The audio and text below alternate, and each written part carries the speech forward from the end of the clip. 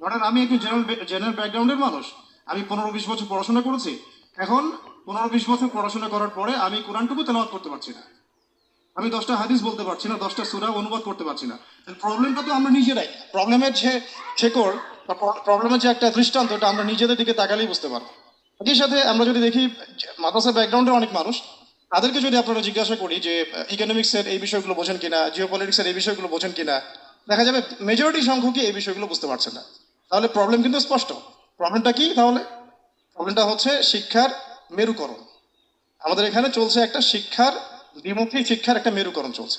শিক্ষা ব্যবস্থা একমুখী না, এটা মেরুকরণ। যারা মাদ্রাসা ব্যাকগ্রাউন্ডে পড়াশোনা করছে তারা জেনারেল শিক্ষার অনেকটাই শিখছে না, অনেকটাই অল্প কিছু শিখছি, কিন্তু এটা এই ওয়ার্ল্ডকে ডিল করার জন্য মোটেও যথেষ্ট না। আবার যারা আমরা মাদ্রাসা শিক্ষায় শিক্ষিত হচ্ছি, সরি জেনারেল শিক্ষায় শিক্ষিত হচ্ছি, তাদেরকে দেখা যাচ্ছে পেটে বোম মারলেও একটা হাদিস বের করতে পারছেন না। পেটের মধ্যে একটা যদি বোমও ফেলেন, একটা হাদিস এবারও সহ সে বলতে পারছে না। আমরা নিজেরাই কিন্তু এখানে এক্সাম্পল, অনেকেই এটা ভুক্তভোগী আমরা। এখন আমাকে বলেন যে সেই ব্যক্তি যদি আলেম হতে চায়, তার কোনো রাস্তা খোলা নাই কিন্তু তার সামনে, তাকে সে কিন্তু আবার 15 বছর পিছনে গিয়ে মাদ্রাসায় ভর্তি হতে পারবে না। তাহলে সলিউশনটা এখানেই ছিল যে আমরা যদি এই দ্বিমুখী শিক্ষা ব্যবস্থাটাকে একমুখী করতে পারি, বা এখানে যে ত্রুটিগুলো আছে উভয়মুখী ত্রুটি, এটাকে যদি সংস্কার